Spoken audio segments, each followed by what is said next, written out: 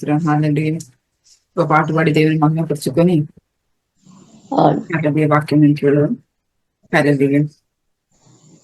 ఇంతకాలం నీదు కృపలో కాచిన దేవా, ఇంకను కూడా మాకు తోడు నీడ నీవే గదా. ఇంతకాలం నీదు కృపలో కాచిన దేవా, ఎన్ని నాళ్ళు గడిచినా ఎన్ని తరములు మారినా, ఎన్ని ఏళ్ళు గడిచినా ఎన్ని తరములు మారినా, మారని వీడని ప్రేమే నీదయ్యా. మార్చిన నా జీవితం నీకే యేసయ్యా. మారని వీడని ప్రేమే నీదయ్యా. మార్చిన నా జీవితం నీకే యేసయ్యా. ఇంతకాలం నీదు కృపలో కాచిన దేవా, ఇంకను కూడా మాకు తోడు నీడ నీవే గదా. నీవు చేసిన మేలును తలంచుకుందును అనుదినం, నీవు చేసిన మేలును తలంచుకుందును అనుదినం, నా స్తుతి స్తోత్రములు నీకే యేసయ్యా. వేరుగా ఏమియో చెల్లించలేనయ్యా, నా స్తుతి స్తోత్రములు నీకే యేసయ్యా. వేరుగా ఏమియో చెల్లించలేనయ్యా. ఇంతకాలం నీదు కృపలో కాచిన దేవా, ఇంతకాలం నీదు కృపలో కాచిన దేవా, ఇంకను కూడా మాకు తోడు నీడ నీవే గదా. ఇంకను కూడా మాకు తోడు నీడ నీవే గదా. దేవుని స్తోత్రమే. పరిశుద్ధుడు కోసం ఉందంటే మీరే నడిపించండి, నడిపించండి. మీ చిత్తం విరిగి ముందుకు సహాయం చేయండి. ఏసయ్యా, మీ వాక్యమైన జీవులు ఉపకారం చేయండి. వాక్యం ఉంచుకోవడానికి కింద కూడా మీరు అభిషేకించండి. ప్రార్థిస్తాం మేము వాడుకోండి. దేవా స్తోత్రమయ్యా. పరిశుద్ధుడా, ఆమె చేసిన మేలు కోసం అందరినీ సమర్పిస్తాం. ఏసునామమున అడుగుతాం తండ్రి, ఆమేన్. ఈరోజు హల్లెలూయా స్తోత్రం. దేవుని చిత్తము మనం ఎలాగో ఉండాలి అనేది దేవుని చిత్తము గురించి మనం ధ్యానించిపోతాం. మన దేవుని చిత్తం చూస్తే దేవునికి ఒక చిత్తం ఉంది. ఆయన చిత్తానుసారం మనం నడిపించాలని ఆయన కోరిక. అందుకోసం మనము ఆ దేవుని చిత్తం మనల్ని గురించిన దేవుని చిత్తం ఏంటిది అన్ని కొన్ని విషయాలు మనం ధ్యానించబోతాం. అలా తెస్సలోనికీయులకు రాసిన పత్రిక, మొదటి పత్రిక 5 అధ్యాయం 15 16 వాక్యం చూస్తే అక్కడ కొన్ని విషయాలు చెప్పబడుతుంది దేవుని చిత్తం గురించి. అక్కడ మనల్ని గురించి దేవుడు చెప్పింది అంటే అందరి ఎడల దీర్ఘ శాంతం కలవారై ఉండుడి. పౌలుసు చెప్పిన మాట ఇది. అంటే పౌలుసు దేవుని చిత్తం గురించి అక్కడ రాయబడి ఉంది. అందుకోసం దేవుని చిత్తం ఎలా ఉంది అంటే అందరి ఎడల దీర్ఘ శాంతం కలవారై మనం ఉండాలంట. తర్వాత ఎప్పుడును కీడునకు ప్రతి కీడు ఎవనికేను చేయకుండా జీవించుడి. తర్వాత ఎల్లప్పుడూ సంతోషముగా ఉండడి. తర్వాత ఎడతేగా ప్రార్థన చేయడి. ప్రతి విషయమందును కృతజ్ఞత స్తుతులు చెల్లించుడి. ఇలాగ చేయుట యేసుక్రీస్తునందు మీ విషయములో దేవుని చిత్తము. ఇక్కడ పౌలు రాసిన పత్రికలో పౌలు రాసిన ఈ మాటలు చెప్పింది ఏంటంటే మనం అందరితో దీర్ఘ శాంతం కలవారుగా మనం ఉండాలి. తర్వాత ఎప్పుడుకు మనం ఏ కీడు చేయకుండా మనల్ని కాచుకోవాలి. అలాగే ఎప్పుడు మన హృదయం సంతోషము దేవునిలో సంతోషంగా ఉండాలని ఇక్కడ రాస్తున్నారు. అలాగే ప్రతి విషయం అందులో కృతజ్ఞత స్తుతిని మనం చెల్లించిన వారిలో ఉండాలి. ఈ 5 విషయంలో మనం కొన్ని విషయాలు మనం దేవుని వాక్యం ద్వారా చూడబోతాము. మనము దీర్ఘ శాంతం కలవారై ఉంటే మన సమస్యలన్నీ తగ్గిపోయేట. మన జీవితంలో దీర్ఘ శాంతం లేదు కాబట్టి సమస్యలు ఎక్కువ మన జీవితంలో చూడొచ్చు. దీర్ఘ శాంతము మనకు మాదిరి ఎవరంటే యేసుక్రీస్తువే. యేసుక్రీస్తు ప్రభువే మనకు మాదిరిగా ఉన్నారు. ఆయన తప్పితనముకి దెబ్బలు పడినప్పుడు కూడా, ఏ తప్పు చేయకుండా కూడా దెబ్బలు పడినప్పుడు కూడా మీరు సహించినడలా చూడండి, మీకేమి గలము అని అక్కడ ఒక దేవుని వాక్యం చదివిస్తుంది. అయితే మన ఏ, తప్పు చేయకుండా దెబ్బలు మనం అది సహించినడలా మనకేమి ఫలము. మనం తప్పు చేసి మన దెబ్బలు పడితే అది మనకి ఏం మేలు లేదన్న. తప్పు చేయకుండా మనం దెబ్బలు పడితే ఖచ్చితంగా దేవుడు అది చూసిన దేవుడు మనల్ని ఆశీర్వదిస్తారు. అలా మేలు చేసి బాధపడినప్పుడు కూడా మీరు సహించినడలా అది దేవునికి ధన్యవాదం. మనం మేలు చేసిన కూడా కొంచెం మంది మనకి కీడు చేస్తారు. అలా కీడు చేసింది కూడా అది మన సహించితే, అది ఆ కీడు మనం సహించితే అది దేవుని చిత్తం అవుతుంది. అయితే దేవుని చిత్తం ఏంటంటే అందరి ముందు మన దేవుడికి శాంతి గలవారుగా ఉండాలా. అది దేవుని చిత్తం. మనము ఈ దేవుడు ఎందుకోసం పిలిచారంటే అన్ని విషయములను సహించగలిగిన వాళ్ళు మనం అన్ని దేవుడు మనం పిలుచున్నారు. అలాగే క్రీస్తు కూడా మీ కొరకు బాధపడి మీరు తన అడుగు జాడులందు నడుచుకున్నట్లు మీకు మాదిరి వచ్చి ఉన్నాడు. అయితే క్రీస్తు ఒక మాదిరి మనకి ఇచ్చున్నారు. అయితే ఆయన పాపము చేయలేదు, ఆయన నోట ఏ కపటము కనబడలేదు. ఆయనను శ్రమ పట్టబడి బెదిరించగా, ఆయన శ్రమ పట్టబడి కూడా బెదిరించలేదు. న్యాయముగా తీర్పు తెచ్చి దేవునికి తన్ను తాను అర్పించుకున్నాను. మళ్ళీ యేసుక్రీస్తు అన్ని సహించినట్టు మనము కూడా అన్నిటినీ సహించగలిగిన వల్ల మనం మనం యేసు మాదిరి చూపినట్టు ఆయన అడుగు చాడలా నడుచుకోవాల. యేసు నోటి నుండి కపడము లేకుండా తన్ను బెదిరించిన వారిని వాటిలో కూడా దేవుడి శాంతం కనపరచాడు.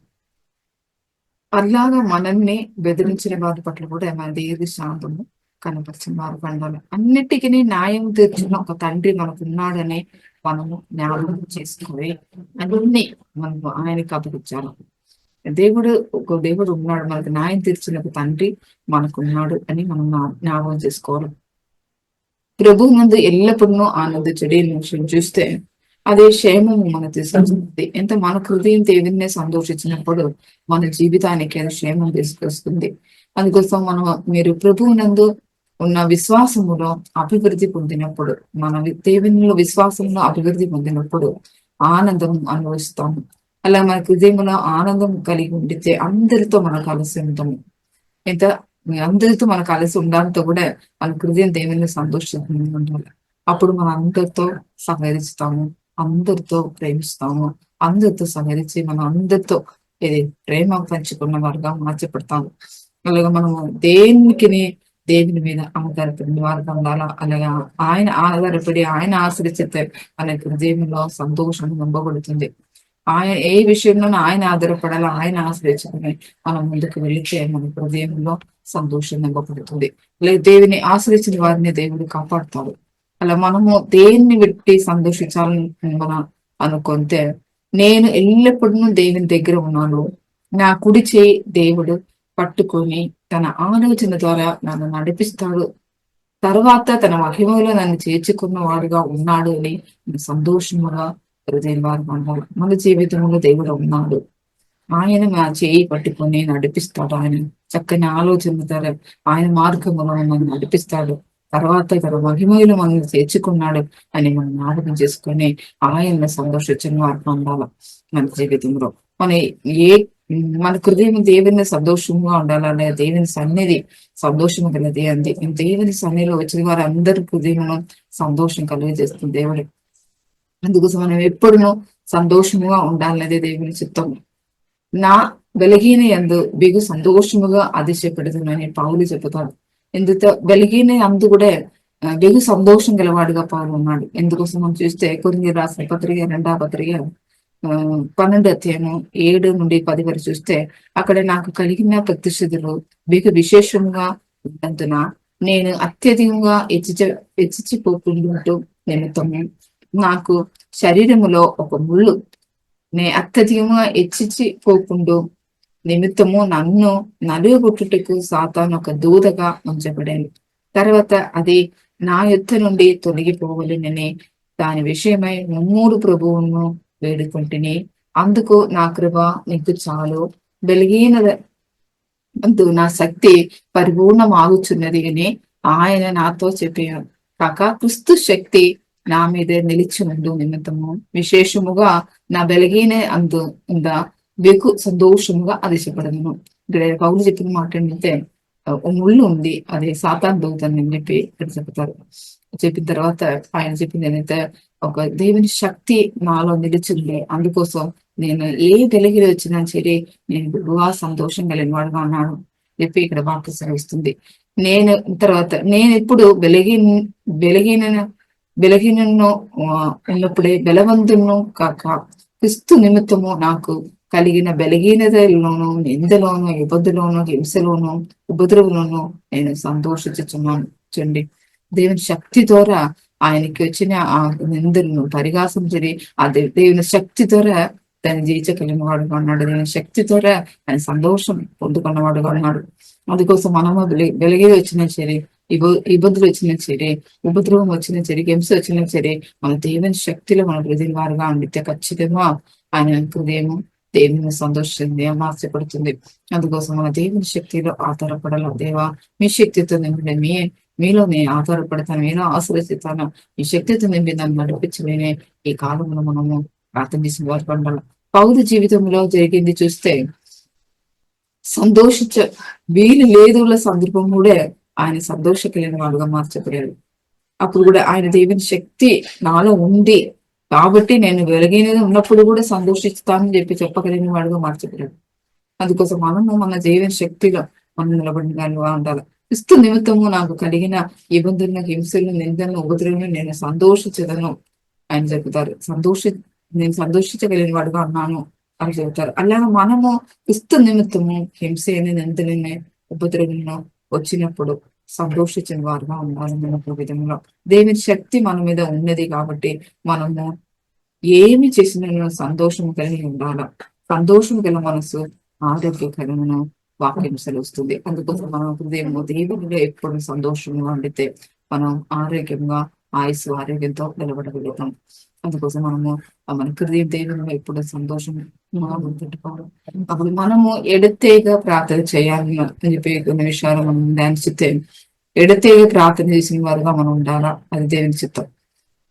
ఇంత విసుకక మనము ప్రార్థన చేసిన వారుగా ఉండాలి. మన జీవితంలో విసిగిపోయిన వారు చాలా మంది ఉన్నాం. మనం ప్రార్థన చేసి దేవా ప్రార్థన దేవావు రాలేదని చెప్పి మనం విసిగిపోయిన వారు చాలా మంది చూడొచ్చు. చాలా సరి మన ప్రార్థనలకు విసుకొస్తుంది. అలా ఎందుకు అని మనం చూస్తే మనము ప్రార్థన చేసిన దాన్ని పొందకలేదు కాబట్టి మనం విసుకొస్తుంది. అలా మన జీవితంలో మార్పు చూడలేదు కాబట్టి కూడా విసుకొస్తుంది. మన ప్రార్థనలో ఇంత ప్రార్థన చేసిన కూడా ఒక మార్పు లేదే, ఇంత ప్రార్థన చేసినప్పుడు నాకు జవాబు రాలేదే, నా జీవితంలో ఏం జరగలేదే అని మనము తలచితే, ఆ తలంపు ద్వారా మనం తలచితే మనము ఖచ్చితంగా మనం విసుకొస్తూ ప్రార్థన కూడా మనం వెనక్కిపోయిన వారు. ఇది సాతాను తంత్రమును మనము అర్థం చేసుకోవాలి. మనల్ని ప్రార్థన చేయకుండా దేవుని నుండి తొలగిపోయినట్టు ఆయన చేసినాడు. ఇలా అంత ఆలోచన ఎంత ప్రార్థన చేస్తాడు, ఏ జవాబు దొరకలేదే ఆయన లేని కార్యాలే చెబుతాడు, జరగలేని కార్యాలు చూపిస్తాడు. అందుకోసం మనం మన జీవితంలో దేవుడు నా కోసం చేశాడు నమ్మకం విశ్వాసం ద్వారా ఆయన జీవించగలిగిన అడుగున్నాను. దేవుడు చేసిన కార్యాలను దేవుడు మన కోసం చేసి రోజు ఏమి చేశాడు, ఏమి చేయబోతాడు మనల్ని అన్ని ఎరిగి ఉండాలి మన జీవితంలో. అది దేవుడు మన చేసిన కార్యాలు చూసి తలుచుకొని మనము ఆయనను సుధించుకొని ఆయన ముందుకు సాగిన వారు ఉండాలి. ప్రార్థనలో మనకు జవాబు వచ్చినా సరే రాకపోయినా సరే ప్రార్థనలో కొనసాగించిన వారుగా మనం ముందుకు సాగాల. అలా దేవుడు ఖచ్చితంగా మన ప్రార్థనకు జవాబు ఇస్తాడు. అది మన నమ్మకంగా ఉండాలి, విశ్వాసం. అది ఉదాహరణ చూస్తే లూకా సువార్త 18 అధ్యాయంలో 2 నుండి 8 వరకు చూస్తే ఇక్కడ కొన్ని విషయాలు చెప్పబడుతుంది. మనం ఎడతేగా ప్రార్థన చేయాలి, విసుకకుండా ప్రార్థన చేయాలన్న విషయంలో కొన్ని విషయాలు చెప్పబడుతుంది. అంటే దేవునికి భయపడకుండా మనుషులను లక్ష్యం పెట్టకపోయిన ఒక న్యాయాధిపతి ఒక పట్టణంలో ఉండేను. ఆ పట్టణములో ఒక విధవరాలు ఉండేను. ఆమె అతని వద్దకు తరచుగా వచ్చి నా ప్రజానికి నాకు న్యాయం తీర్చమని అడుగుచు వచ్చాను. కానీ అతడు కొంతకాలము ఓపిక పోయాను. తర్వాత అతడు నేను దేవునికి భయపడకేను మనుషులు లక్ష్యం పెట్టుకుని ఉండను.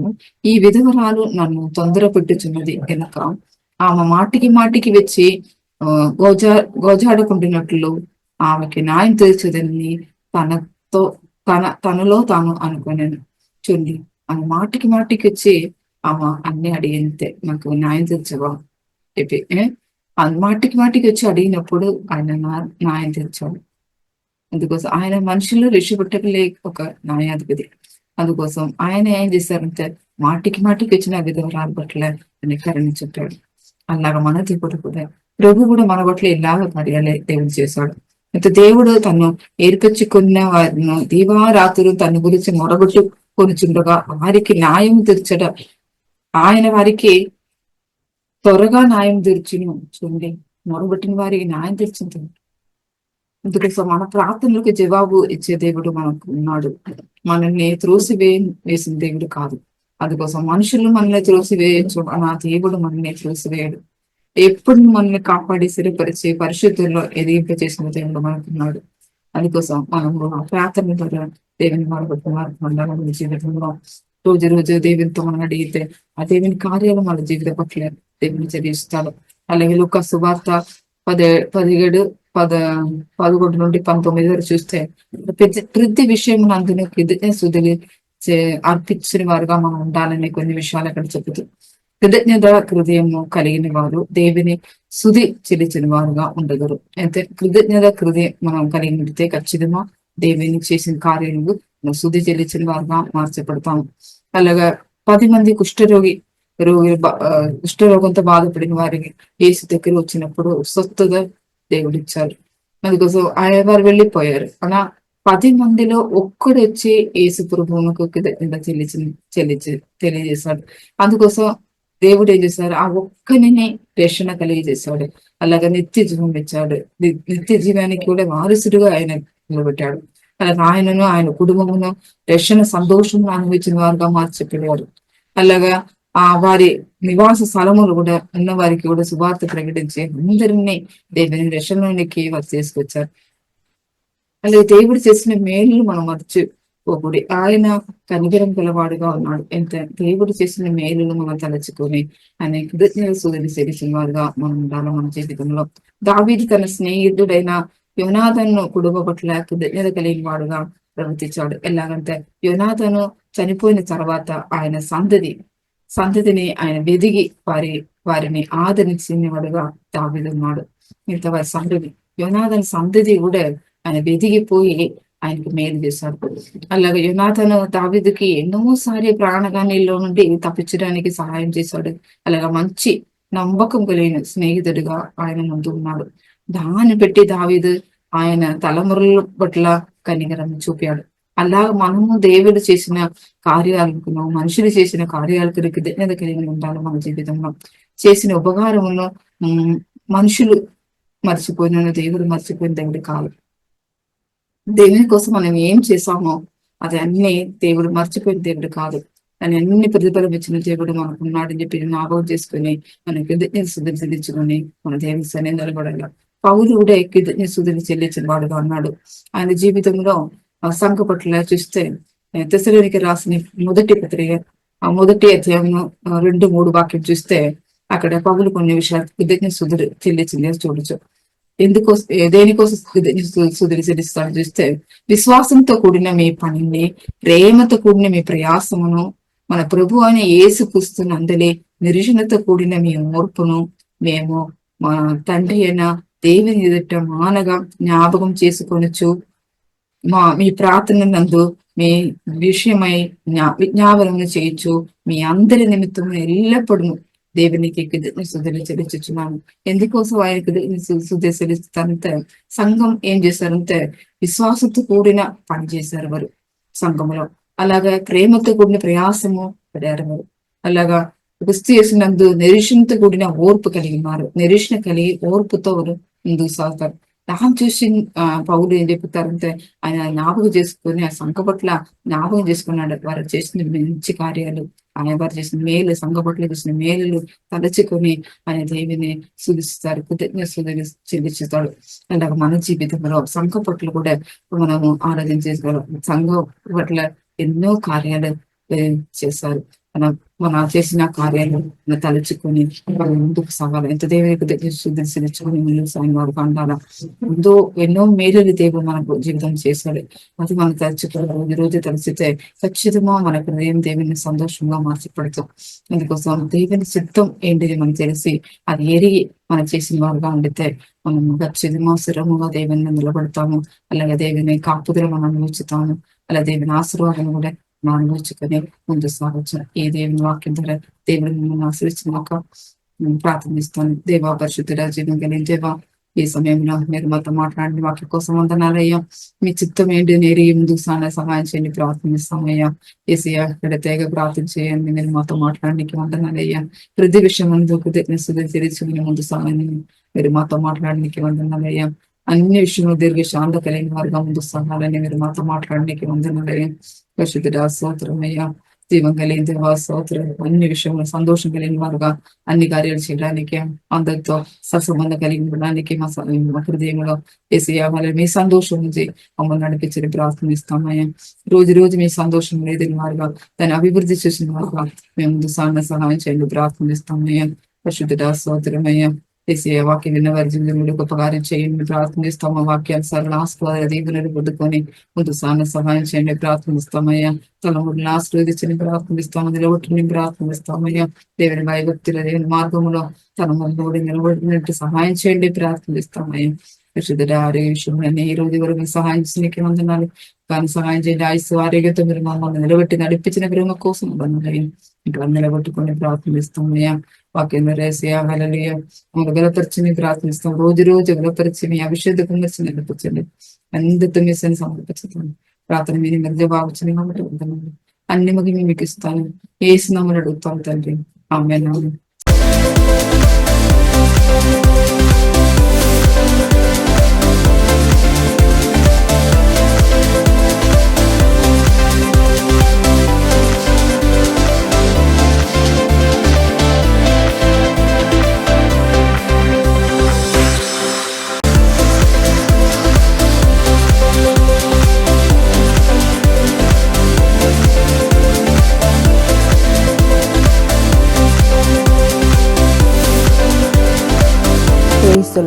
యేసుక్రీస్తు నందు ప్రియమైన వారలారా, మినిస్ట్రీస్ ద్వారా అనేకులు దీవించబడుతున్నారు.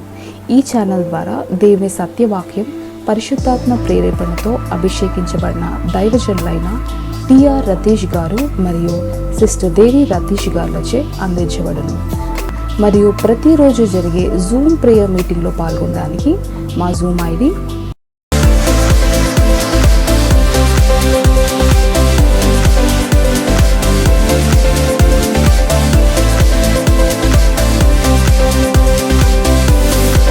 ప్రార్థన అవసరాల కొరకు సంప్రదించవలసిన ఫోన్ నంబర్స్ 8501934577 మరియు 9010640084. పరిచర్యను బలపరచాలి అని ప్రేరేపించబడిన వారు మీ కానుకలను గూగుల్ పే, ఫోన్ పే ద్వారా లేదా స్క్రీన్పై చూపించబడిన QR కోడ్ స్కాన్ ద్వారా 8501934577కి పంపగలరు.